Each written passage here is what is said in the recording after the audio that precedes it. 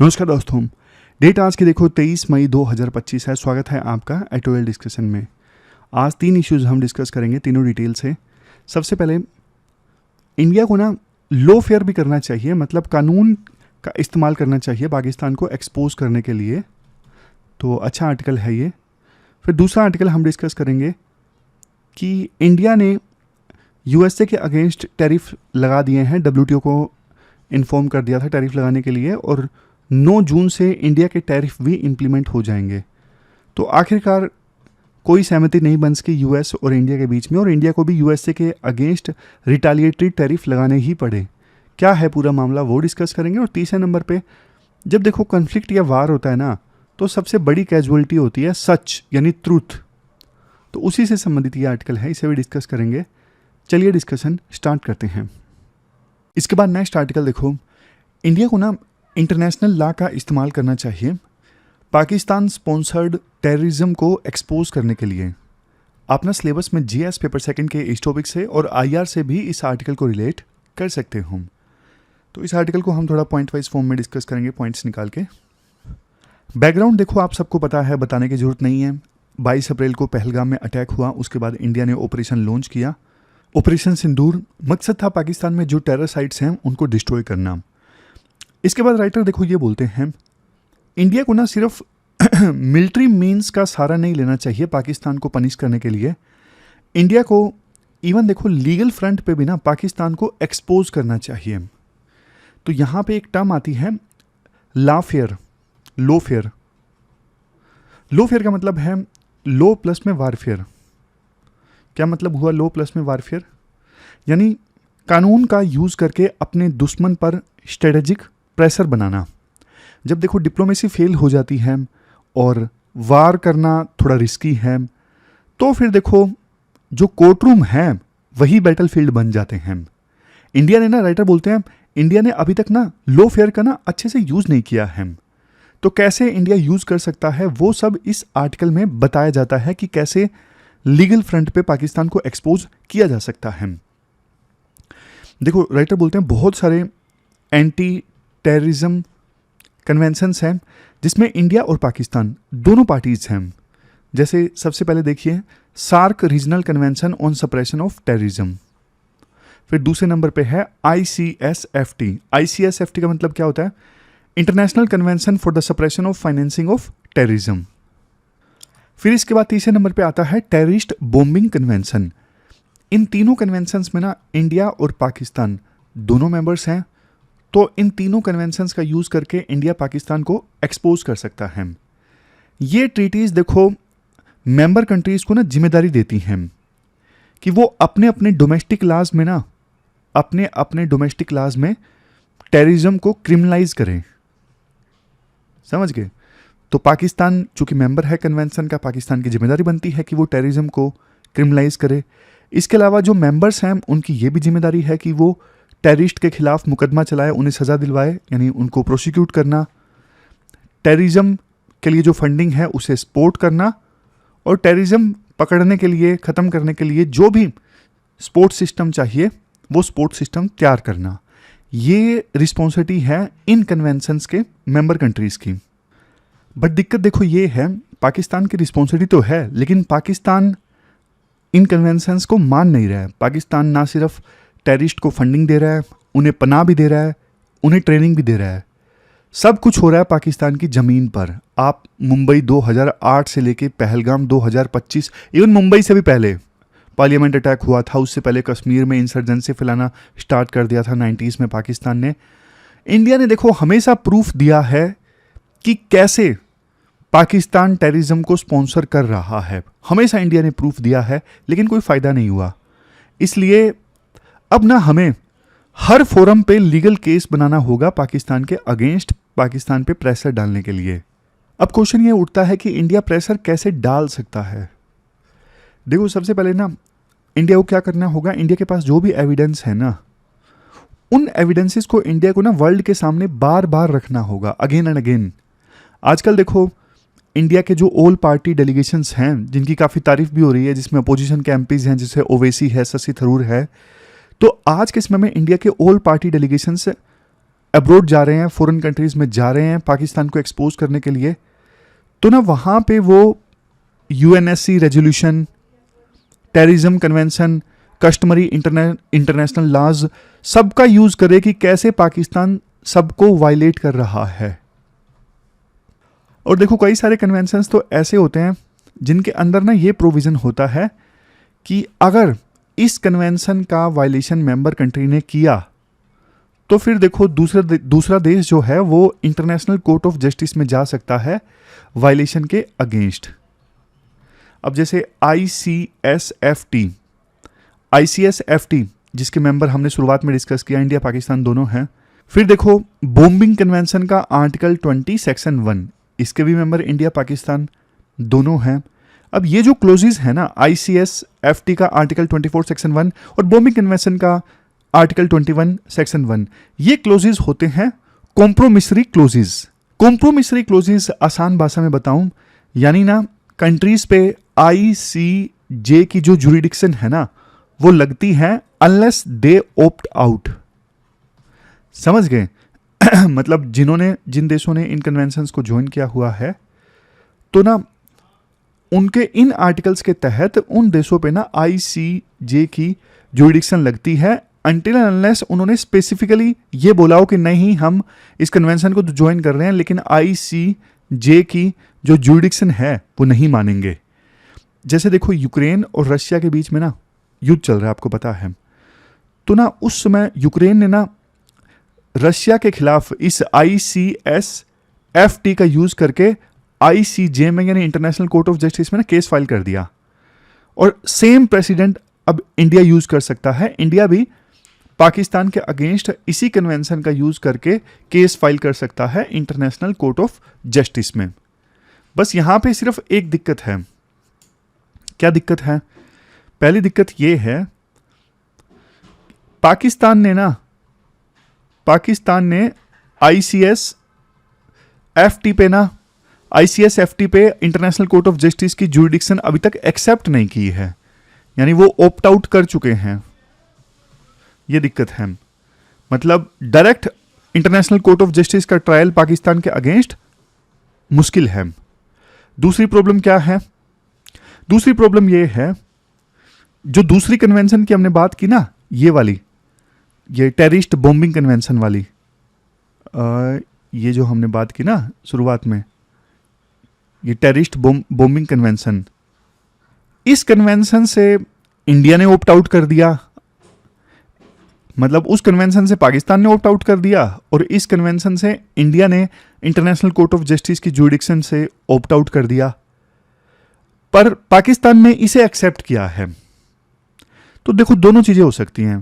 पहले केस में जो आईसीएसएफटी वाला केस था, इसमें क्या है, राइटर सजेस्ट करते हैं इंडिया देखो केस तो फाइल कर सकता है ना, बेशक पाकिस्तान के ऊपर इंटरनेशनल कोर्ट ऑफ जस्टिस की जुरिडिक्शन ना लागू हो इस कन्वेंशन के तहत, बट इंडिया केस फाइल कर सकता है जिससे पाकिस्तान के ऊपर प्रेशर बनेगा।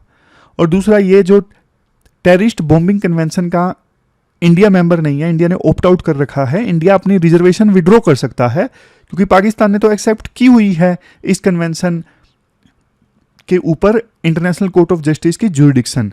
तो इंडिया ने ऑप्ट आउट किया था, तो इंडिया अपनी रिजर्वेशन को विड्रॉ कर ले कि भैया हम भी स्वीकार करते हैं, तो फिर केस बन जाएगा पाकिस्तान के अगेंस्ट। राइटर बोलते हैं देखो ये जो इंटरनेशनल कोर्ट ऑफ जस्टिस में मामला जाएगा ना, तो मैसेजिंग बहुत स्ट्रांग होती है पूरे वर्ल्ड में।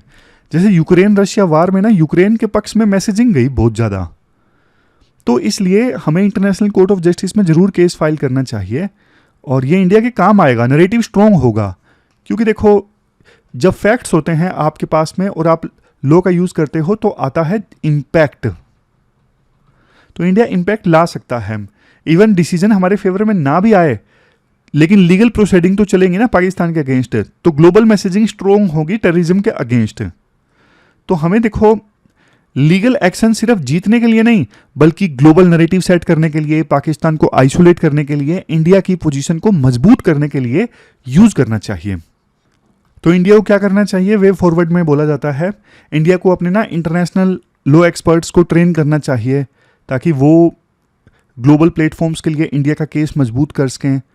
लीगल डॉक्यूमेंट्स को इंडिया ग्लोबल स्टेज पे लेके जाए, लीगल स्टोरी टेलिंग पे भी इंडिया ध्यान दे, और अपने जो लीगल रिजर्वेशन है जैसे टेररिस्ट बॉम्बिंग कन्वेंशन में, वो रिजर्वेशन इंडिया विड्रॉ कर ले, इंटरनेशनल कोर्ट ऑफ जस्टिस के थ्रू इशू को इंडिया पब्लिक करे, कन्वेंशन का यूज़ करे वर्ड बाय वर्ड। तो ये सारी चीज़ें इंडिया कर सकता है।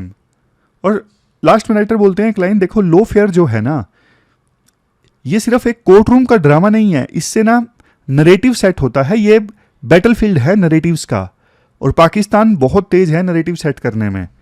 अब देखो पाकिस्तान बुरी तरह से युद्ध हार गया, मतलब कि चलो हमने पहले दिन पाकिस्तान को देखो पता था कि हम टेरर साइट्स को डिस्ट्रॉय करेंगे, हम बदला लेंगे पहलगाम का, फिर भी हम 9 टेरर साइट्स के 24 जगहों पे हम अटैक कर सके, 9 आतंकवादियों के कैंप में 24 साइट्स पे हम अटैक कर सके, पाकिस्तान कुछ नहीं कर सका।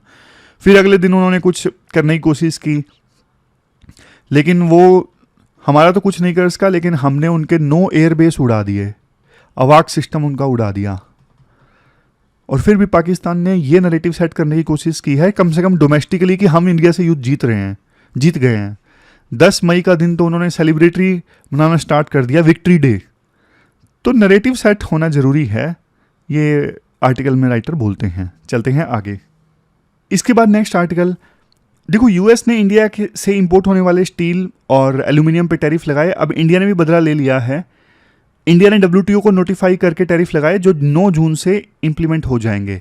बट क्वेश्चन ये है कि इंडिया ने आखिरकार यूएस से इंपोर्ट होने वाले माल पे टैरिफ लगाया क्यों, वो हम अब डिटेल से जानेंगे। आप जीएस पेपर सेकंड के इस टॉपिक से आर्टिकल को रिलेट कर सकते हो। थोड़ा अलग तरह की स्लाइड्स में ट्राई करता हूँ इस आर्टिकल को डिस्कस करने के लिए, तो ये स्लाइड भी आप बताना कैसी लगी आपको। सबसे पहले आपको ना बैकग्राउंड बता देता हूँ।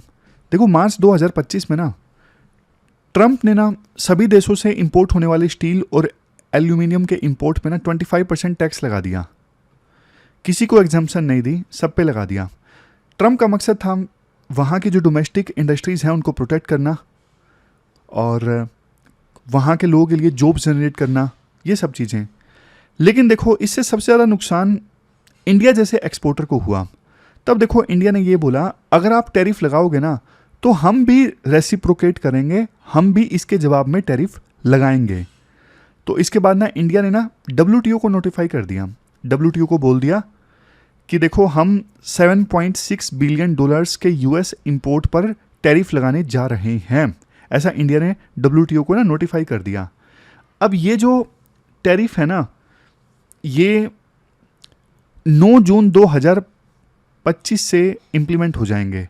यानी इंडिया ने जब डब्ल्यूटीओ को नोटिफाई किया उसके 30 दिन बाद। ये इंडिया ने जो किया ना, ये ट्रंप के उन टैरिफ का जवाब है जो ट्रंप ने इंडिया से इंपोर्ट होने वाले स्टील और एल्यूमिनियम एक्सपोर्ट के ऊपर लगाए। ट्रंप ने जो टैरिफ लगाए थे ना इंडिया से इंपोर्ट होने वाले माल पर, इससे इंडिया का $1.91 बिलियन का जो माल है ना वो प्रभावित हुआ। और देखो अगर आप हमारे ट्रेड को अफेक्ट करोगे तो हम भी कंसेशंस सस्पेंड कर देंगे, इंडिया ने ऐसा सिग्नल दे दिया। इसके बाद राइटर ने थोड़ा सा ग्लोबल टाइमलाइन समझाते हैं। टाइमलाइन क्या है? देखो 2018 में भी ट्रंप राष्ट्रपति थे, उन्होंने पहली बार यूएस में इंपोर्ट होने वाले स्टील पर 25% टैरिफ लगा दिए और यूएस में इंपोर्ट होने वाले एल्यूमिनियम पर 10% टैरिफ लगा दिए। फिर एक साल बाद 2019 में ट्रंप ने ना इंडिया से जीएसपी का स्टेटस वापस ले लिया, यानी जनरलाइज्ड सिस्टम ऑफ प्रेफरेंसेस का। अब ये जीएसपी क्या होता है? जीएसपी ये देखो डेवलप कंट्रीज़ का ना एक सिस्टम होता है जिसमें ना ये डेवलपिंग कंट्रीज़ को अलाउ करते हैं कि आप ना बिना किसी टैरिफ के हमारे देश में माल भेज सकते हो। लेकिन यूएस ने इंडिया से ये जीएसपी का स्टेटस वापस ले लिया, यानी इंडिया जब माल भेजता यूएसए में तो अब इंडिया के माल पे टैक्स लगता, पहले नहीं लगता था क्योंकि इंडिया को जीएसपी का स्टेटस मिला हुआ था जो कि ट्रंप ने हटा दिया। तो इंडिया ने रिप्लाई करते हुए क्या किया?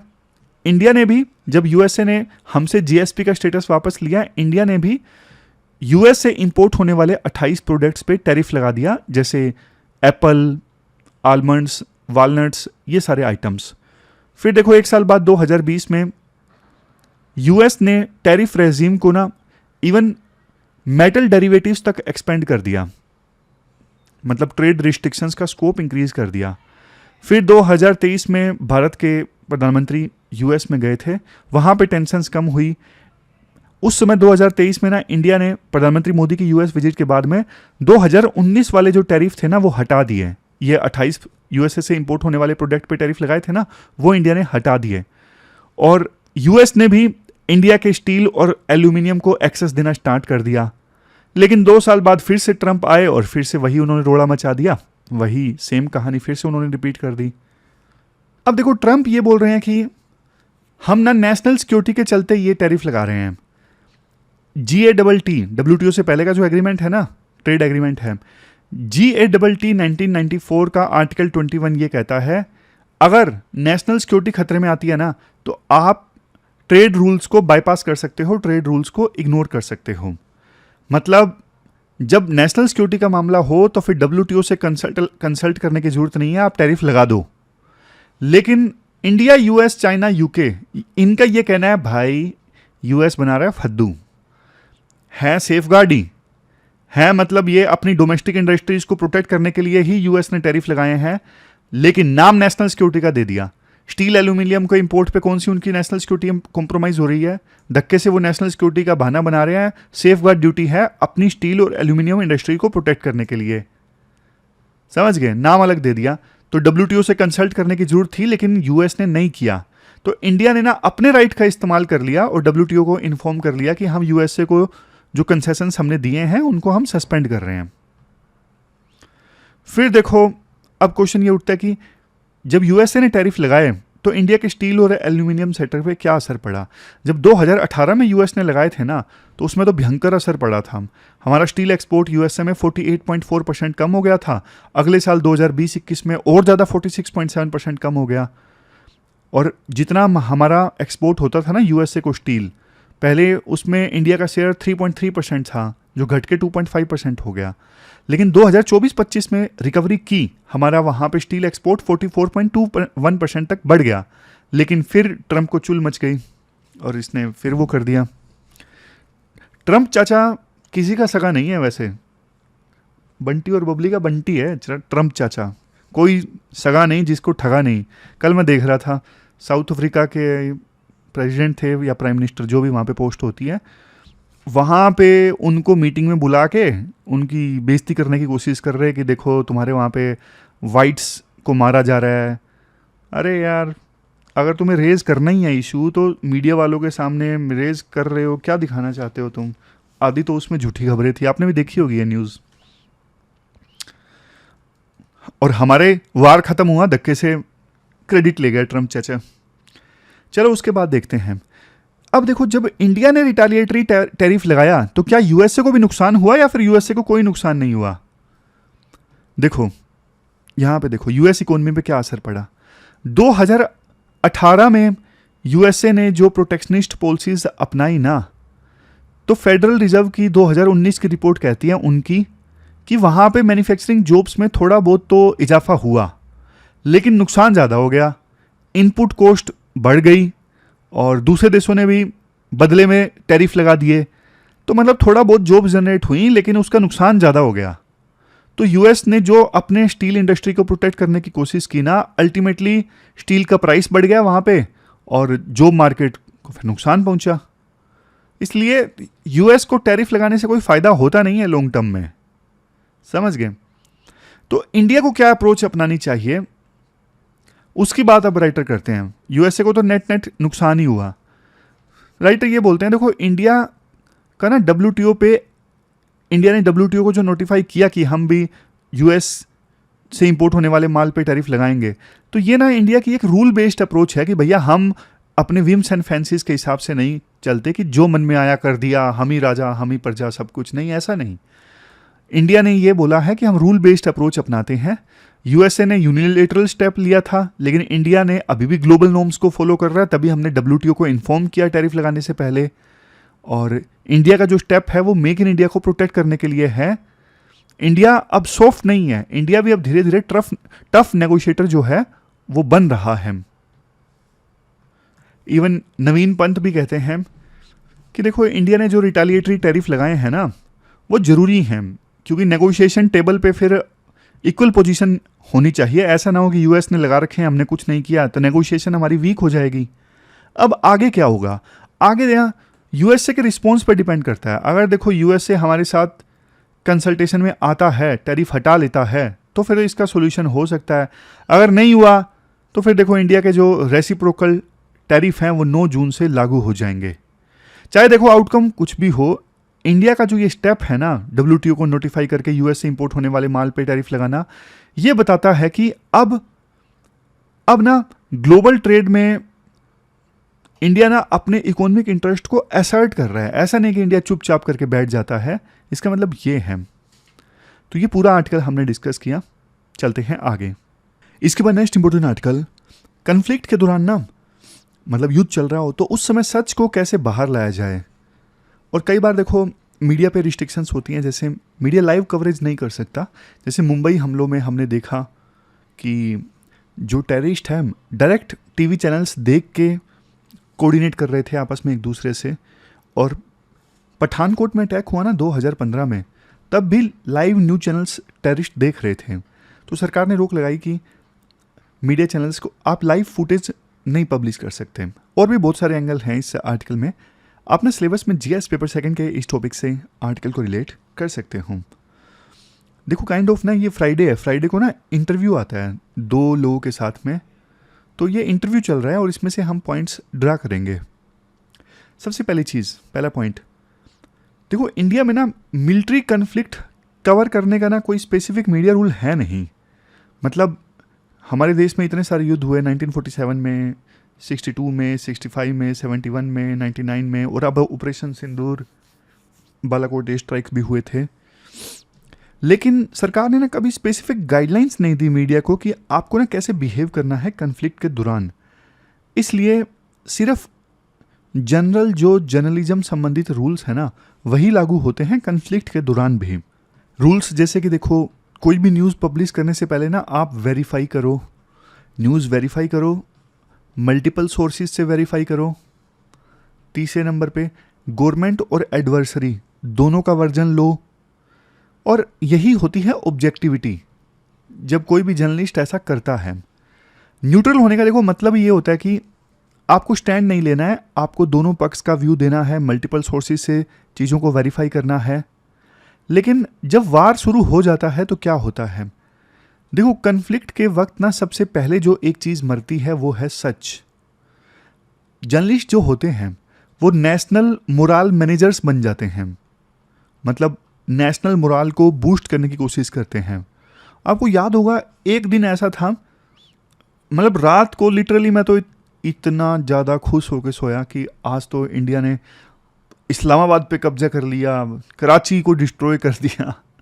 मतलब हंसी वाली बात है कि उन्होंने इतना ज़्यादा झूठ बोल दिया इंडिया की मीडिया वालों ने। उनकी मीडिया वालों ने भी बोला ही होगा, हम उनके न्यूज़ चैनल देखते नहीं हैं, लेकिन हमारे वालों ने इतना झूठ बोल दिया कि बहुत ज़्यादा खुश होके हम सब लोग सोए कि यार उनके 3 पायलट पकड़े गए, 3 जो उनके प्लेन हैं वो मार गिराए।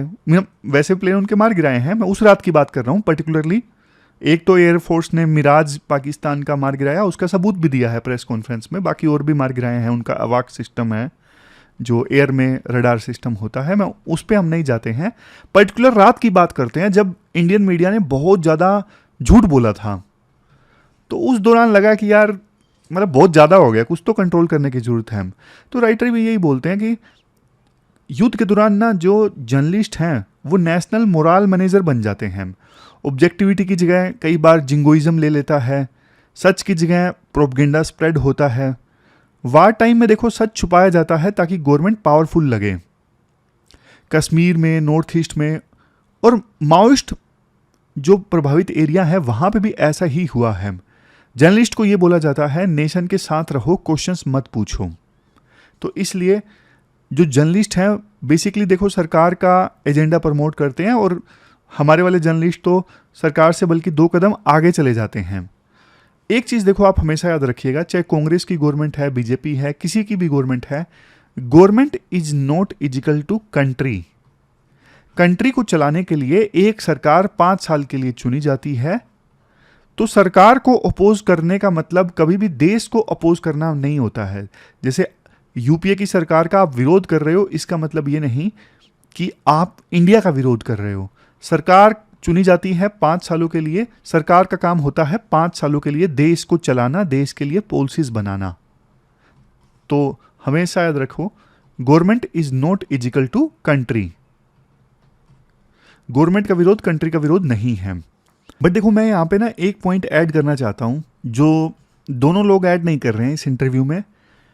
चलो मान लिया बढ़ा चढ़ा के मत बताओ, लेकिन देखो जब दूसरी साइड से, जैसे पाकिस्तान है, वो गलत नैरेटिव सेट करने की कोशिश कर रहा है, जैसे पहले आर्टिकल में भी मैंने आपको बताया, हम युद्ध जीत गए हैं, विक्ट्री डे।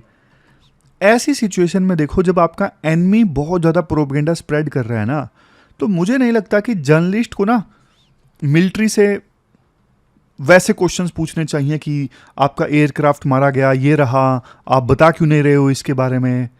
नहीं यार, मतलब उस समय जरूरत होती है आप देश के साथ खड़े रहो। जितना मिलिट्री बता रही है, प्रोफेशनल हमारी मिलिट्री है, उनकी बातों पर यकीन करो। अगर वो कोई चीज़ नहीं बता रहे हैं तो वो देश हित में नहीं बता रहे हैं फिलहाल, क्योंकि ये साइकोलॉजिकल वारफेयर भी है। तो उस समय ऐसा नहीं है कि मिलिट्री के विरोध में मीडिया को जाना चाहिए। ये बात मतलब मेरा मानना है, राइटर नहीं बोल रहे हैं इस बात को। आपको नहीं लगता ऐसा होना चाहिए? जब आपके सामने वाला देश इतना झूठ बोल रहा है और हमारे वाली मीडिया सच सच सच, चलो ज़्यादा फेक न्यूज़ ना दिखाए। देखो, जो मैं शुरुआत में बोला कि हाँ सब कुछ ही झूठ बोल दिया, इस्लामाबाद पे अटैक हो गया, कराची पोर्ट को डिस्ट्रॉय कर दिया, वो सब इतना झोल मत करे कि हाँ भाई 1% भी नहीं है, उसको आपने 1000% करके दिखा दिया। लेकिन फिर भी मीडिया के लिए वो समय देखो देश हित में काम करने का होता है, ना कि ऐसे क्वेश्चंस पूछने का जिससे देश शर्मिंदा हो जाए। बट दिक्कत यही होती है, मीडिया वाले ना एक्सट्रीम चले जाते हैं। किस प्रकार से उनकी रिपोर्टिंग होती है, जैसे आपने देखा होगा सायरन बजता है, सायरन बजता है ज़बरदस्त वाला, बल्कि सरकार ने मीडिया चैनल्स को मना किया कि भाई ये सायरन वगैरह मत बजाओ रिपोर्टिंग में। कल को असली में सायरन जब सरकार बजाएगी, शेल्टर लेने के लिए लोगों को बोलेगी, तो लोगों को लगेगा ये तो न्यूज़ चैनल वाला सायरन है। युद्ध वाली सिचुएशन में ना सरकार कोई भी हो, उनके पास में ना 2 टूल्स होते हैं मीडिया को दबाने के लिए। पहला टूल, ब्लॉक कर दो किसी न्यूज़ चैनल को। जैसे इस कन्फ्लिक्ट में ना 8000 ट्विटर अकाउंट्स ब्लॉक करवा दिए सरकार ने। FIR दर्ज करवा दो कि आपने गलत रिपोर्टिंग की है जिससे दुश्मन को फ़ायदा हुआ है। एड रेवेन्यू की धमकी दे दो, अगर हमारे खिलाफ जाओगे तो कल को एड रेवेन्यू नहीं मिलेगा हमसे। फिर है इनडायरेक्ट टूल। इनडायरेक्ट टूल जैसे पब्लिक को इमोशनल कर दो कि अगर आप अभी क्वेश्चन पूछ रहे हो फिलहाल की सिचुएशन में, तो ये एंटी नेशनल है। देखो सारी चीज़ें एंटी नेशनल नहीं होती, मानता हूँ बहुत बार इस चीज़ का ना गलत यूज़ होता है, हर चीज़ को एंटी नेशनल बोल दिया जाता है। लेकिन जैसे पहले मैंने आपको बोला कि कन्फ्लिक्ट में जब सामने वाला देश बहुत ज़्यादा प्रोपेगेंडा स्प्रेड कर रहा है ना, तो ऐसी सिचुएशन में आप ना ज़्यादा इन्फॉर्मेशन नहीं रिवील कर सकते। मतलब मैं आपको बताऊं, जैसे मान लीजिए इंडिया का एक राफेल गिरा भी है, तो इंडिया वाली मीडिया का ये धर्म बनता है उसे चीख चीख के मत बोलो कि भाई राफेल गिरा है, राफेल गिरा है। सीधी सी बात है, जब दुश्मन देश बढ़ा चढ़ा के क्लेम कर रहा है कि हाँ 5 गिर गए, 3 इंडिया के राफेल गिर गए, गिरे ही नहीं उतने। अगर एक गिरा है तो उसे भी छुपा लो, सीधी सी बात है। छुपा लो का मतलब चीख चीख के मत बोलो ना, जिनको पता लगना है उनको पता लग ही जाता है, कोई चीज़ छुपती थोड़ी ना है। आपका धर्म है दुश्मन देश जो गलत कर रहा है उसको एक्सपोज करना, ना कि खुद को एक्सपोज करना। इस आर्टिकल में राइटर्स थोड़ा थोड़ा एक्सट्रीम ही बोल रहे हैं। फेक न्यूज़ मत फैलाओ, लेकिन इसका मतलब ये नहीं कि आप खुद को ही एक्सपोज करने लगो। तो ये सारी बातें बोली जाती हैं आर्टिकल में, और बोला जाता है कि ट्रुथ सबसे बड़ी कैजुअलिटी होती है किसी भी वार या कन्फ्लिक्ट में, और इंडिया में तो ज़्यादा ही बड़ी कैजुअलिटी हो जाती है। तो ये पूरा आर्टिकल हमने डिस्कस किया ट्रूथ एंड कन्फ्लिक्ट के बारे में। लास्ट में देख लेते हैं कौन कौन से आर्टिकल्स आज हमने डिस्कस किए। हमने देखो अभी तो यही आर्टिकल डिस्कस किया था कि इंडिया ने टैरिफ क्यों लगाए, क्योंकि इंडिया को मजबूरी है। यूएस ने लगा दिए तो हमें भी लगाने पड़ रहे हैं, लेकिन इंडिया रूल्स के हिसाब से चल रहा है। इंडिया WTO को इन्फॉर्म करके टैरिफ लगा रहे हैं।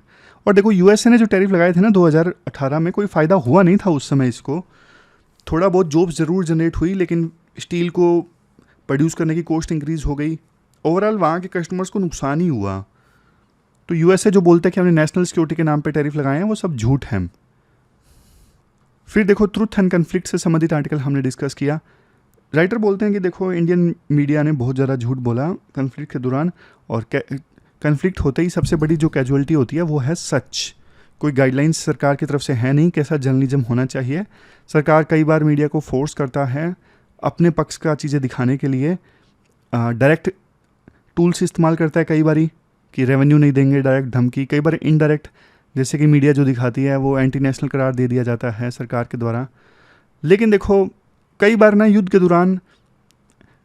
दौरान नेशनल मोराल को बूस्ट करने के लिए और दुश्मन देश अगर प्रोपगेंडा फैला रहा है तो आप अपने आप को एक्सपोज नहीं कर सकते, आप दुश्मन देश के ही प्रोपगेंडा को एक्सपोज करने पे ज़्यादा फोकस करोगे, तो ये भी एक फैक्ट है। फिर राइटर एक आर्टिकल में बोलते हैं इंटरनेशनल लॉज का इस्तेमाल करना चाहिए। 3 कन्वेंशंस हैं, तीनों कन्वेंशंस की हमने बात की, एक तो सार्क वाली थी, फिर ICSFT और फिर टेररिस्ट बॉम्बिंग कन्वेंशन। तो इनका इस्तेमाल इंडिया को करना चाहिए पाकिस्तान को एक्सपोज करने के लिए। फिर कुछ चीज़ें थी जो इतना डिटेल में तो आपको याद रखने की आवश्यकता नहीं है। कुछ चीज़ें जैसे टेररिस्ट बॉम्बिंग कन्वेंशन में इंडिया ने रिजर्वेशन किया है, इंडिया ICJ की जो जुरिडिक्शन है नहीं मानता, इंडिया को ये रिजर्वेशन विड्रॉ कर लेना चाहिए। और दूसरी जो थी ICSFT, उसमें पाकिस्तान ने ऑप्ट आउट किया हुआ है। लेकिन राइटर बोलते हैं इंडिया को केस तो फाइल करना ही चाहिए, बेशक इंडिया हार जाए, लेकिन एक ग्लोबल मैसेजिंग जरूर तैयार करनी चाहिए पाकिस्तान के अगेंस्ट, क्योंकि ये लड़ाई जो है नैरेटिव्स की लड़ाई भी है। तो ये पूरा आर्टिकल हमने डिस्कस किया। 2 क्वेश्चंस आज आपको अटेम्प्ट करने हैं, एक तो वो ट्रूथ एंड कन्फ्लिक्ट वाला जो आर्टिकल हमने डिस्कस किया, दूसरा लॉफेयर वाला। दोनों क्वेश्चंस आपको अटेम्प्ट करने हैं। 15 मार्क्स के क्वेश्चन हैं, 250 वर्ड्स में आपको इन क्वेश्चंस का आंसर देना है। तो ये थी हमारी आज की डिस्कशन। कल मिलते हैं फिर से एक नई डिस्कशन के साथ, तब तक आप अपना ध्यान रखिए, अच्छे से पढ़िए। Thank you very much for discussion.